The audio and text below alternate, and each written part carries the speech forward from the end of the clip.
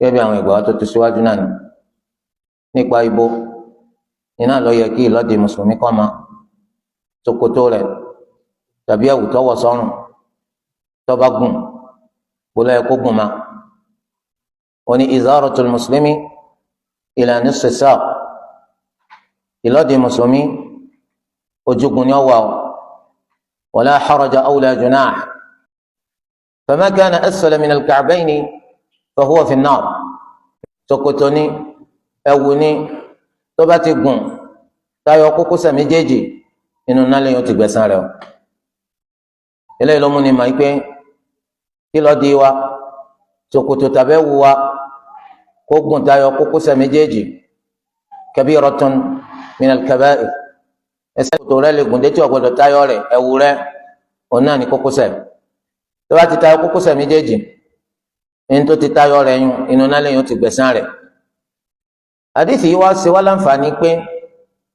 gbogbo láti mú ọmú kí ṣòkòtò rẹ̀ ẹ̀wù rẹ̀ tàbí ìlọ́dì tó sánmádì kó tayọ kókósẹ̀ rẹ̀ méjèèjì inú náà ló ti gbẹ̀san rẹ̀ torí ẹ̀ ṣọ́ ara rẹ̀ o bùkátà kí gbogbo eléyìí lára rẹ̀ kó tayọ kókósẹ̀ méjèèjì kò sì sí tàbí ṣùgbọ́n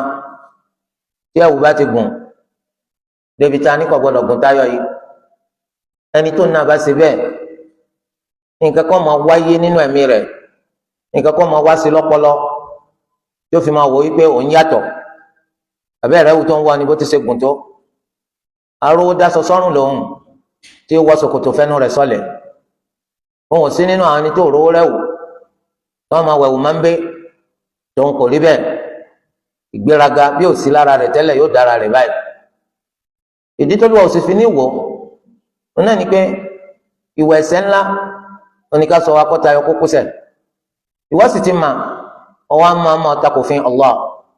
báwo wà lólu ó ṣe wọ Allah kò wọ aburú tí ń bẹ́ẹ̀ pọ̀ aburú tí ń bẹ́ẹ̀ pọ̀ bẹ́ẹ̀ ni tó bá sọ pé kò ní bọ́ sọ̀rọ̀ ewu tí ń bẹ́ẹ̀ pọ̀ kò sì ní fọọmá àyídá rẹ̀ pọ̀ ìyá ẹlẹ́tẹ̀ẹ́ lérò ó sì jọ gbogbo aburú ti ṣẹlẹ̀ sí ọ Olúwa kò ní wọ èyí túmọ̀ sí wípé sọ ara rẹ ẹ̀ṣẹ̀ tó ṣẹ̀ tí Allah azza wa jalla tí òfin ní wọ àfikọ ṣọ́ra wọn mẹjọ ni tó ṣe pé yóò ṣe wọn alẹ ní tí máa ń wọ ìlọdì aṣọ ṣòkòtò rẹ̀ tí ń wọ ní wíwọ ti gbéraga lam yanzurillahu ilayhi Allahu kò ní wò Allahu kò ní wò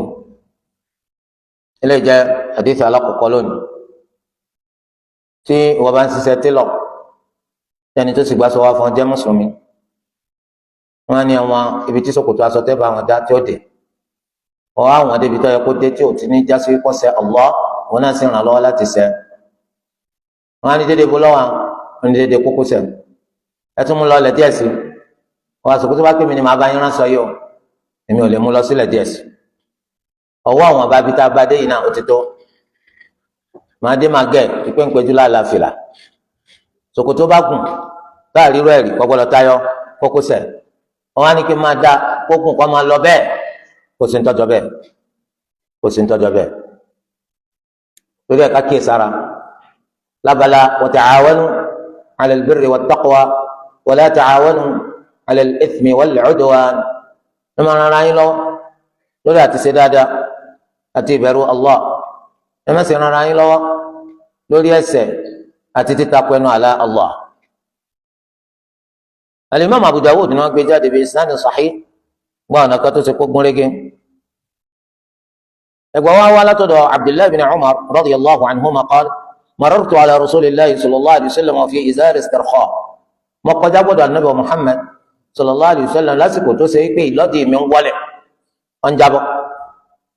ìlọ́dì mi ń wọlé ọ̀njábọ̀ fa qala ya Abdullah anabi sallallahu alayhi wa sallam wa Abdullah irfa izarak fa ìlọ́dì rẹ sókè thumma qala farafa'tuhu ni mo bá fa ìlọ́dì mi sókè thumma qala lẹ́yìn rẹ̀ la anabi sọ pé zid tún fa sókè sí fa zidtu mo bá tún fa sókè sí fa ma ziltu ataharraha ba'du lẹ́yìn eléyìí ìyẹn sàkíyèsí ìlọ́dì mi lẹ́yìn ìṣẹ̀lẹ̀ tọjọ́ yìí ìyẹn sàkíyèsí ibo ni ìlọ́dì mi ti dé ìgbà kí ìlọ́dì yẹn wọ́n kàn máa jábọ́ wa qala ba'du al-qawm apá kan nínú àwọn ẹni tó wà ń bẹ bá ní ilá ẹ̀yìn níbo ni kò fàdé ẹni kọ́ fà sókè ọ̀fà sókè ẹtùnú kọ́ fà sí níbo lèyàn ọ̀fà dé Ànábì ní ila ansafi saqayn títí tó fi dé ojúgun méjèèjì ibẹ̀ la fẹ́ kọ́ ma ìyẹn ni pé ọmọ fà ṣòkòtò rẹ sókè lọ́nà tó ṣe pé kò ní kùn táyọ ojúgun rẹ iná ní tó máa fífà sókè tánàbí ní kọ́ fà sókè kò sínú tó burú tó bàjẹ́ kọjá pà ń fa ìlọ́dì wa sókè à ń fa ṣòkòtò wa sókè nígbà tó ṣe pé tá a bá ní ká sọ ọ́ lẹ̀ ó ń gùn tayọ ibi tí wọ́n ní kí ìlọ́dì ọmọ ajẹ́pá máa fà sókè tẹ́lẹ̀ báyé wa báwo wá ní tó wá pàṣọ tá a wọ̀ ní wọ́n wọ́lẹ̀ aṣọ tá a wọ̀ lọ́tayọ kókósẹ̀ wa méjèèjì tá a lè máa faṣọ sókè bí ọ̀nà wo lágbà faṣọ sókè aṣọ ò sí fà sókè àfi kọ́ fà kó lọ́wọ́ o lè fa aṣọ tó wọ̀ sọ́rùn kó kó lọ́wọ́ bàbá ìsún ti sọ́ọ̀lẹ̀ ó tún ti tayọ bí ta ní kò gbọ́dọ̀ tayọ torí ẹ̀ ká sọ nítorí yẹ kó ṣe ni kó gbé lọ fún télọ̀ kan bọ́ dínkù àwọn lọ sọ́dọ̀ télọ̀ èèyàn pọ̀ a sì bùkátà láti wọ́ sọyún nítorí pé àní mi kò burú á wá sísọ́ọ̀sì á fi gé aṣọ lọ́nà tí ò ní gùn tayọ kókósẹ̀ ma lẹ́yìn ìgbà tá a bá wá láǹfààní àti gbé fún télọ̀ á pè kí wọ́n bá wa tẹ̀ létí àmọ́ àti kọ́kọ́ gé iná eléyìí tó túmọ̀ sí pé ẹ̀yin tẹ́ ń tọ́jú àwọn ọmọ ẹ̀yin tẹ́ ń kọ́ wọn lẹ́kọ̀ọ́ láwọn ilé ẹ̀kọ́ ẹ mẹ́jọ já sí pé ẹ̀kan ń kọ́ àwọn ọmọ lẹ́kọ̀ọ́ tí wọ́n fi dá a for apple ma alifun arnabun kọ́ mẹ́jọ pé nǹkan tẹ́ ń ka mójútó nù ẹ tún máa mójútó ìṣesí ìwà tí àwọn ọmọ tẹ́ ń kọ́ lẹ́kọ̀ọ́ nínú rẹ̀ ní kẹ́ mójútó ìmúra wọn tí ìmúra wọn ọ̀tako tí Islam wí ẹ sáwò ìkànnà yín ẹ fẹ́ yín yín táwọn bọ́yá ẹ̀ ń tọ́jú ara táwọn bọ́yá ń ṣe mọ́tótó ẹ̀ ń ṣe mára ẹ̀yin ọkùnrin ẹ máa ṣàyẹ̀wò fáwọn ọkùnrin tó ń jẹ́ akẹ́kọ̀ọ́ àwọn obìnrin táwọn náà máa ṣàyẹ̀wò fáwọn obìnrin tó ń jẹ́ akẹ́kọ̀ọ́ ẹ̀mẹ́jọ ọjà sí pọ́bìnrin ni wọ́n máa yẹ àwọn ọkùnrin wò ọkùnrin náà máa yẹ àwọn ọmọbìnrin wò rárá bẹ́ẹ̀ náà ni ẹ kí ìsasọ táwọn ọmọ yín wọ̀ ó ní actually nítọ́fà tí ṣòkòtò ń fi wọlé báyìí ó náà ní pé sport day lónìí táwọn ṣe sport in school sport lọ́wọ́ ní kí ṣòkòtò ọmọ wọlé kò síbi tí wọ́n pàkọ́lẹ̀ rẹ̀ sí pé sport sọ pé jẹ́ kí ṣòkòtò yọ ọmọ wọlé fa sókè ó lóun ti fà kọ̀ lọ jù bẹ́ẹ̀ lọ ń sì ń wọlé ọ̀dà kò burú ẹ fà bẹ́fẹ́ ẹ fi sísọ́ọ̀sì ẹ fi gé mọ́lá ẹ bá dínkù bí wọ́n bá rí tẹ́lọ̀ kan ọmọ bá tẹ̀lé tì eléyìí ń jẹba nínú ẹ̀kọ́ tó wà nù àdéhìí nínú nípa Nabi sallallahu alaihi wasallam wọ́n rí ọ̀kan nínú àwọn sàhábà wọn tó ṣe àṣìṣe Ànábì tún ṣe lẹ́sẹ̀kẹsẹ̀ Ànábì ọ̀dàgbà sáti tún ṣe Ànábì òsì tinú níbi àti bá sọ̀rọ̀ ẹ̀kọ́ ńlá bẹ́ẹ̀ fáwa náà igi tá a bá rí tẹ́nìkan ṣe ń tí ọ̀dà kákọ́ tó bá ń bẹ́ẹ̀ ní ẹni tá a lè fọwọ́ kọ̀ fún ká fọwọ́ kọ̀ fún tá a bá wá lè fọwọ́ kọ̀ ká fa hàn kọ̀ tá a bá lè fa hàn kọ̀ ká fọkàn kọ̀ Ànábì sallallahu alaihi wa sallam kò sí ètí ò lè fi kọ́ nǹkan fún yàn Olúwa fún lágbára tó fi lè fọwọ́ kọ̀ tó fi lè fọ̀rọ̀ ẹnu kọ̀ tó sì fi lè fọkàn kọ̀ ṣùgbọ́n àwa yìí ṣe gbogbo wa náà ní gbogbo ààyè láti lè láǹfààní àti máa fọwọ́ kọ̀ bàjẹ́ nítorí kọ́ mọ́ bàbí ìbàjẹ́ tó ju ètò afẹ́ kọ̀ lọ irú ẹni tá a rí tó ṣe pé ìlọ́dì rẹ̀ ṣòkòtò rẹ̀ ẹ̀wù rẹ̀ ń wọ́lẹ̀ ọ̀rọ̀ náà lábàásọ pé fa aṣọ rẹ̀ sókè fa aṣọ rẹ̀ sókè àti bùkátà ká fọwọ́ kọ̀ nítorí pé tá a bá fẹ́ bá fọwọ́ kọ̀ yóò bùkátà pé ká fọwọ́ sí ṣòkòtò rẹ̀ ká bá fa sókè tó bá sì sọ fún lópin ìgbà tí mánì bá ń bẹ lára rẹ̀ yóò gbọ́ yóò tẹ̀lé ń ta wí. bákan náà nínú ẹ̀kọ́ ni pé ní tẹ́ fẹ́ bá sọ̀rọ̀ tẹ́sí fẹ́ kọ́gbọ́n tẹ́ ń bá sọ kọ́ tẹ̀lé ẹ̀fọ́kọ rẹ̀ pé yóò bá Nabi sallallahu alaihi wasallam sọ pé ya Abdullah ìwà Abdullah lẹ́yìn tẹ́ bá pèèyàn pẹ̀lú orúkọ rẹ̀ tẹ́wọ̀n á ń bá sọ̀rọ̀ ẹ rí i pé etí rẹ̀ yóò yà fún nǹkan tẹ́ fẹ́ bá sọ yóò sì gbìyànjú láti fi ṣiṣẹ́ sí wà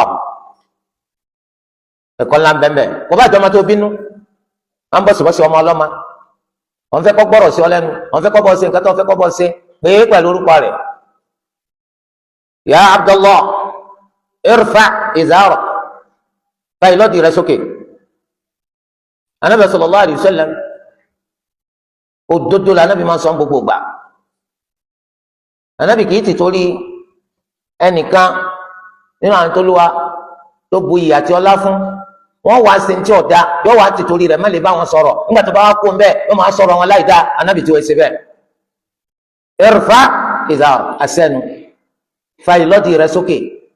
àṣẹ anábì ò ṣe má tẹ̀lé o lẹ́nikẹ́ni tó bá fi lè yapa sí àṣẹ anábì sallallahu alayhi wa sallam ó ṣe é ṣe káfíńró ṣe. فليحذر الذين يخالفون عن أمره أن تصيبهم فتنة أو يصيبهم عذاب أليم àwọn ẹni tí máa yapa tí àṣẹ ànábì Muhammad sallallahu alayhi wa sallam kàn sọ̀rọ̀ kí fìtínà ọmọ sí wọn. àwọn olùmọ́ni alfitinatu níbi shirkun aw kufrun aw bid'ah ẹni tí máa yapa tí àṣẹ ànábì Muhammad sallallahu alayhi wa sallam fìtínà lè ṣe wọ́n ní fìtínà ó lè di ọ̀ṣẹbọ ó lè di káfìrì ó sì lè di aládàádálẹ̀ èwo ló dánú mẹ́tẹ̀ẹ̀ta torí rẹ̀ wọ́n tó ń yapa síta ànábì sallallahu alayhi wa sallam tó rò pé nǹkan gidi ló ń ṣe ẹ̀rù ń bá àwọn ọmọdé pọkànnù mẹ́tẹ̀ẹ̀ta ń ti sọ ó sì ṣe kọjá kó ti dọ̀ṣẹ́ bọ́ ó sì ṣe é ṣe kọ wà nípò kèfèrí tí múra láti dọ̀ṣẹ́ bọ́ ó sì ṣe é ṣe kọ mẹ́jọ ṣẹbọ kọ mẹ́jọ kèfèrí àmọ́ aládàádálẹ̀ ni ọ àwọn àgbẹ̀ àdádálẹ̀ rẹ náà sórí àtẹ irú èwo ni tí ètò sọ wọn di kèfèrí ni àbí ètò kérésì. aw yusibahum adhabun alim tàbí kí ìyà ẹlẹ́tẹ̀ẹ́ lè rò kọ́ jẹ wọn láyé ń bí àti lọ́la gbẹ̀ndà al-qiyam. èèyàn kì í yapa síta nàbì sallallahu alaihi wasallam kọ́ lọ lálàáfíà olùwà ó ti kọ́kọ́ fi sẹ̀sìn láyé ń bí kó tó di pé tí ọba tó bá di lọ́la gbẹ̀ndà al-qiyam. torí rẹ̀ tánàbí wa ń pààyàn láṣẹ wọ́n fi tipa làbá rẹ̀ bí actually mo ń ronú sí ni tó bá pè mí máa tẹ̀lé tó bá sì pè mí ní tẹ̀lé èwo ni ò ní pure ta ló rò pé ń kọ́ láṣẹ wọ́n ní kó fa ṣòkòtò rẹ sókè wọ́n ní kó fa ìlọ́dì rẹ sókè ó ń bínú gbogbo ẹ̀yin ṣòkòtò ti dàbí ti wèrè mọ́ndì àwọn ń bínú wípé wọ́n sì lè máa bọ́ sọ́bẹ̀ actually wọ́n ló ní ṣòkòtò rẹ̀ àìwọ́ kọ́ ló nira rẹ̀ ẹlẹ́dàá wa Allah ló ní ọ ó sì pàṣẹ pé báyìí ní kò ṣègbésí ayé rẹ̀ ayé ò sí fún ọ láti fagídí lo ìgbésí ayé yìí fa ṣòkòtò rẹ sókè àbùkátà láti tinú fa ṣòkòtò rẹ sókè sí wá di wàhálà ẹ̀wù rẹ̀ yìí ń wọlẹ̀ ó ṣe di wàhálà ìlọ́dì rẹ̀ yìí ó ti tayọ bí tọyọ pọ̀ wà ó ṣe di wàhálà ṣé orí rẹ̀ ọrùn rẹ̀ orí báyìí ló ń wí ni káfí sọ pọ̀ ń bù yéésì èbú ni wọ́n ń pè lẹ́yìn ẹni tó ní kó tún nǹkan rẹ̀ ṣe kó lè dá òbú ọ ẹni tó ní kó túnra rẹ̀ ṣe kó ọmọ bá jìyà òbú ọ yálà fẹ́ kí wọ́n máa sọ fún ọ ẹlẹ́tàn tó ń tanra rẹ̀ dànù tó fòdodo eléyìí ròdodo kò sọ fún ọ tọ́ ń ròdodo kò sọ fún ọ kí ni gbogbo wọn máa padà parí ẹ̀ sí àbámọ̀ àti àtúbọ̀tán tí ọ̀dà tọ́mọ tó bá sọ fún ó gbìyànjú láti tẹ̀lé ó sì gbìyànjú láti yapa sí ntọ́tàkù torí kò lè bá a sórí rẹ̀ irfa izara àwọn sàhábà ẹni tó máa ń gbọ́rọ̀ ni wọn farafa'tuhu ó ní bàṣìkò jẹ́ ẹsẹ̀kẹsẹ̀ ni mo ti fà sókè ìwọ báwo tẹbí sòkòtò rẹ̀ ń wọlẹ̀ nígbà tó rẹ́ni sọ fún ọ ó ní rárá ó ní bá tó délé ń ronú sí tí wọn bá tó báyàwó mi sọ́nà ẹ gbọ́rọ̀ ọbẹ̀ délé ni kú bá dé tí ẹ bá tala ní kó tètè gbé sókè ńgbà kọ́ wa kó kú lórí pé ẹrú tí kò fi tipa làbàṣẹ anabi Muhammad sallallahu alayhi wa sallam ni kíákíá ní wàrà ń ṣe sà ló ti fa ṣòkòtò sókè ikú wa mú lọ lẹ́yìn rẹ̀ àmọ́ kíkó oríire sàhábà kì í gbọ́ àṣẹ anabi sallallahu alayhi wa sallam kí wọ́n wá lọ́ọ́ fẹ̀yìn rẹ̀ tì ó dìgbà kan ná àwọn ọ̀pọ̀ yiri rẹ̀ wò ṣé ń táwọn lè tẹ̀lé ni nírú àwùjọ tàwọn àbáwọn ò ní lè tẹ̀lé táńlá àwùjọ káwùjọ níbi tẹ́yìn ò ti ní lè tẹ̀lé àṣẹ anabi Muhammad sallallahu alayhi wa sallam irú àwùjọ wo nù. lẹ́yìn ìgbà tí Abdullahi ibn Umar tó ti gbé sókè tán kò tí ì gbé sókè débi tí anabi ń fẹ́ kó gbé sókè dé anabi tún ní zek tó gbé sókè sí Ibn Umar ní fazektu ń fi àsìkò ṣòfò ni mo bá gbé sókè sí. bẹ́ẹ̀ làwọn sàhábà rí èyí ṣe pé anabi ọmọ apàṣà àbíkan láti ọmọ awojú bàbá rẹ̀ ṣé kí n tẹ̀lé ní tànàbí wí níbo ń bẹ̀. láti ẹ̀gbọ́n ti káfíìrì Yahudi ọmọ kan tó ní máa ń ṣiṣẹ́ fún anabi sallallahu alayhi wa sallam nílé anabi sallallahu alayhi wa sallam wá gbọ́ pé sáré ó sì jẹ́ Yahudi anabi sallallahu alayhi wa sallam bá bẹ̀wò ẹ̀kọ́ ńlá èyí ṣe pé mùsùlùmí nìkan ní ọmọ sáré tọ́tọ́ pé kọ́ bẹ̀wò níbí bẹ̀wò tá láàrẹ̀ lọ́wọ́ pé káfíìrì náà ní bá ń sáré kò sí tó burúkú ọ̀bẹ̀wò àmọ́ bàbá bẹ̀wò yẹn ọ̀bẹ̀wò pẹ̀lú ẹ̀mí pé ó fẹ́ polongo ẹ̀sìn Islam fún bóyá yóò jẹ́ di mùsùlùmí tó báyìí anabi sallallahu alayhi wa sallam wá jókòó lọ́dọ̀ rẹ̀ níbi orí rẹ̀ anabi wọn sọ pé kó sọ la ilaha illallah ọmọ yìí bá ń wojú bàbá rẹ̀ láti pé agbọ́ ti kèfèrí mùsùlùmí ni wọ́n ka àdìtì ànábì kan fọ́ tọ́da lórí pé kò ṣe báyìí kò ṣe báyìí kò ṣe báyìí sọ́tọ́kọ́ lọ bí bàbá rẹ̀ léèrè àbá àfa rẹ̀ ṣe ń tánàbí wíyí ṣé kí n tẹ̀lé táwọn ẹni náà tó tí wọ́n sọ pé tẹ̀lé àbí má tẹ̀lé ń tánàbí sallallahu alaihi wasallam tó ní kó ṣe nígbà tí èsì pé yàn fẹ́ sórí ibú mẹ́bí mùsùlùmí ni wọ́n pera rẹ̀ torí ẹ̀ Ibn Umar bánàbí ṣe ń pa aláṣẹ tó ní fà sókè mo fà sókè tó fà sókè mo tún fà sókè lẹ́ẹ̀kan náà tìyàwó dín káfíìrì ló ń tẹ́lẹ̀ náà ẹ sì máa ń pé Olúwa ṣẹ̀dá gbogbo kálukú lórí àdámà pé yóò jẹ́ mùsùlùmí kí bàbá àti ìyá rẹ̀ ó tó yí padà ń bọ̀ pé bàbá lọ́wọ́ nu bọ́mọ ṣe ń ṣe kèfèrí ọmọ ní láti wojú bàbá rẹ̀ ṣe fọwọ́ sí abẹ́ fọwọ́ sí torí pé Ànábì sallallahu alaihi wasallam sọ pé kí wọ́n sọ la ilaha illallah òun di mùsùlùmí ṣe fọwọ́ sí bàbá tí wàá fura máa ń tọ́ máa rẹ̀ ń fojú sọ ó ní ọpẹ́ Abul Qasim tẹ̀láṣẹ bàbá Qasim ẹ̀dá tálá ní kí wọ́n jọ tẹ̀láṣẹ rẹ̀ lẹ́ẹ̀kan náà àmọ́ á di mùsùlùmí bàbá takú wọn lé sórí kúfúrú náà l'Ànábì sallallahu alaihi wasallam sọ pé alhamdulillahi alladhi anqadhahu bi minan nar gbogbo ẹ̀yìn tí Allah ni ọba tó fi mí là á níbi ìyáná kódà bàbá tí ń fún ọmọ lójú pé tí ń ṣẹ́jú sọmọ pé tẹ̀lé ń tánàbì sallallahu alaihi wasallam ní owí ṣé kòtò ọ̀fìn ni bàbá tí ọmọ rẹ̀ lù ní pé kọ́ lọ kú kọ́ tẹ̀lé síbẹ̀ àbí dáadáa ni bàbá yìí máa kó òun pe ọmọ òun sí díẹ̀ tó bá pé dáadáa ni bàbá yìí máa kó òun pe ọmọ òun sí díẹ̀ kí ló dé tí bàbá wa gbà kọ́ ọmọ lórí ọmọ kí ló dé tí bàbá ọ̀ lọ́wọ́ sí wípé dáadáa rere tí mò ń fẹ́ fọ́mọ mi mò ń fẹ́ kọ́ kárí èmi náà ìwọ ni kọ́kọ́ lọ́ọ́ dá tẹ̀lé ní tànàbí wí àtẹ̀mí àtiwọ́ nashhadu an la ilaha illallah wa anna muhammadan rasulullah ó sì ẹ̀kún ọ̀sìn nù wọn á rò pé ń ṣe dáadáa yín ọmọ lórí ọmọ ó rí dáadáa ń ṣe fúnra rẹ̀ lórí tànàbí bá pààyàn láṣẹ èèyàn fi tí pàlàbà rẹ̀ ẹnìkan ní alhamdulillah àkókò sí láyé ànábì báyìí sí láyé ànábì ọ̀rọ̀ ànábì ń bẹ́ńlẹ̀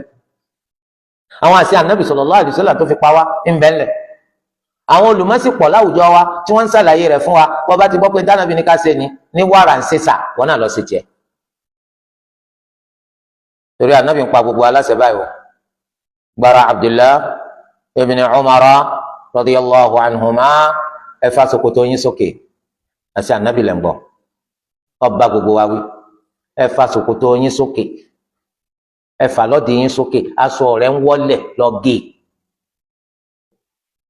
ṣòkòtò rẹ̀ ti ń wọ́lẹ̀ ó ti fà sókè ó níbi tí ó fà dé tí nǹkan kan ti dá dúró níbi à ń lo òkè dínkù ànábì ní ẹ dínkù ẹ fà sókè bọ́bá jẹ́ ètò ṣe fà sókè ètò ṣe fà sókè lọ́ọ́ gẹ̀kù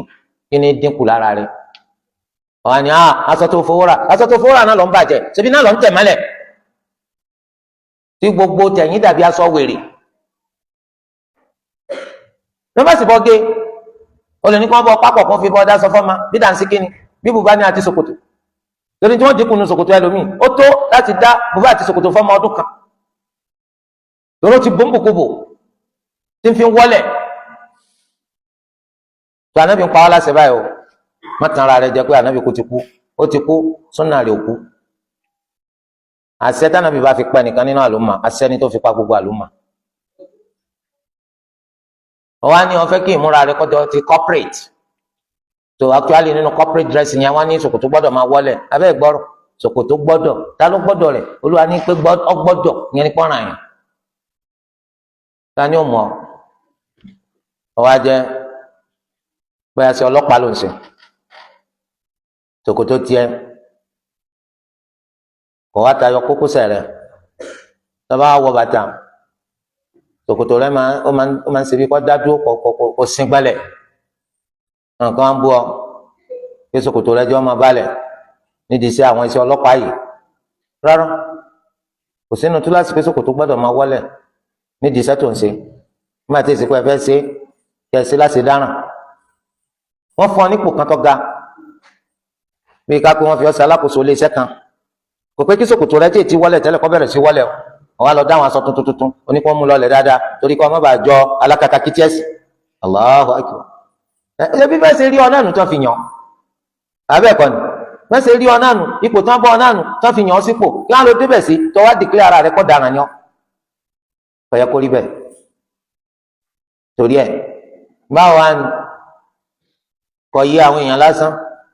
lè má mú ni wọ́n tó ń ṣe sọ láti fáwọn èèyàn ṣé ìwọ náà lọ́wọ́ ayẹ kó jẹ́ pé ṣòkòtò rẹ̀ ọmọ wọlẹ̀ ẹ̀wù rẹ̀ ọmọ wọlẹ̀ tó ní tìjú. àgbàlagbà ṣe lè máa fi rọ́bà sí ṣòkòtò náà tí ì sọmọ kékeré kò burú kíláàkì rọ́bà ní ojú ojú òǹdí tiẹ̀ ṣùgbọ́n bẹ́ẹ̀ ni wọn tó pé torí rọ́bà tó fi dé ṣòkòtò yún tó bá ti lè fi nǹkan kan sí àpò ṣòkòtò wọn wálẹ̀ tí ṣòkòtò bá sì ti wálẹ̀ yóò tayọ ibi tá a fẹ́ kí ṣòkòtò ọmọ ní tí sí ọ̀pọ̀lọpọ̀ nu kì í ṣe pé wọ́n ṣe ṣòkòtò wọn léyìí téèyàn lè fokùn dè sẹ́mi pé ṣòkòtò tá a fokùn so kó tó di pé ṣòkòtò yún yóò wá di pé ọdẹnulẹ̀ tí ó fi di pọ́pọ́ǹdì wa àbà okùn tó fi sùn yóò tù tó bá sì jẹ́ pé ṣòkòtò yún wọ́n ṣe lọ́nà tó fi jẹ́ pé bọ́tìnì ló fi mú nígbà tí bọ́tìnì ò tú bọ́tìnì ọ̀já kí ló fẹ́ mú ṣòkòtò wá lẹ́ǹdì rẹ̀ kákìí sára ẹ̀yin tó yẹ kẹ́ jẹ́ nǹkan àwòkọ́ṣe láwùjọ ẹ má gbìyànjú láti ṣe nǹkan tí ó yọ yín kúrò nípò dáadáa torí nǹkan dáadáa lolúwa ti ṣe yín nígbà tẹ́ wàá ń pọ̀ ẹni tí ó yẹ kó jẹ́ àwòkọ́ṣe. ẹ̀yin ní ìsìn ẹ mọ̀ nípa ẹ̀sìn ẹ̀yin ní ìsìn ẹ̀ ń ṣàṣíwájú fún wa nídìí ẹ̀sìn wa níbi ká ṣe sọ̀lẹ́ ẹ méjì á bá yín nípò pé ẹ̀yin náà lásọ yín wọlẹ̀ ẹ̀yin ní ṣòkòtò yín wọlẹ̀ kí ni tẹ́ fẹ́ tà fọmọlẹ́yìn tí ń wò yìí ẹ̀rí pé tí ni wọ́n fi máa ṣèkẹ́wọ́ pé after all ṣéwù lágbájá náà gan ẹ máa kí èsì wọn tí wọ́n bá ti ń bọ̀ ẹ̀rí pé ṣòkòtò wọn kọ́ ìmà wọlẹ̀ ẹ̀wù wọn kọ́ ìmà wọlẹ̀ wọn wọ́n jàlábí àkànrí láyé kọ́ máa wọlẹ̀ ṣòkòtò wọn kò sí ọmọ wọlẹ̀ jọkàn lè má mú wa ẹ̀wù rẹ̀ wọlẹ̀ náà ni ẹ mẹ́jọ ọ̀rọ̀ yẹn orí bẹ́ẹ̀ torí pé ẹ̀yin tẹ́ bá ma àyè tẹ́ wà ọ̀dà tó pẹ́ sọ̀rọ̀ àṣẹ àyè pé ẹ̀yin lẹ́ ń ṣàlàyé ẹ̀sìn fáwọn èèyàn lónìí lẹ́yìn ìgbà tí Ànábì Muhammad sallallahu alaihi wasallam tán ti kú tán ti lọ tí ìwọ náà lọ wá yẹ ká bá ń di ìbàjẹ́ tí ìwọ náà lọ yẹ ká bá ń di pé ọ̀ ń ta ìlànà Ànábì ní pàdánù ọ̀ ń sọ pé tó bá fẹ́ ṣẹlẹ̀ kó ṣẹlẹ̀ ìtumọ̀ rẹ̀ nù tó àwọn èèyàn ò kéwò àmọ́ wọ́n ń wù ẹ̀yìn tẹ̀ kéwò ní táwọn sì máa sọ ní pé ní tó ti mú kí bàbá yìí ó ṣe báyìí ọmọ kéwò ó sì yé ajẹ́ pé kò burú ní lójú ó ṣe bẹ́ẹ̀ àwọn lè má mọ̀ pé fẹ́ẹ́nù rẹ̀ lọ ń tẹ̀lé àìmọ̀kan ní bọ́ ọjà nítorí pé téèyàn bá mọ̀ téèyàn kọ̀ láti fi ń tọ́ mọ̀ ṣiṣẹ́ kí ni wọ́n ń pè láìmọ̀kan jù bá náà lọ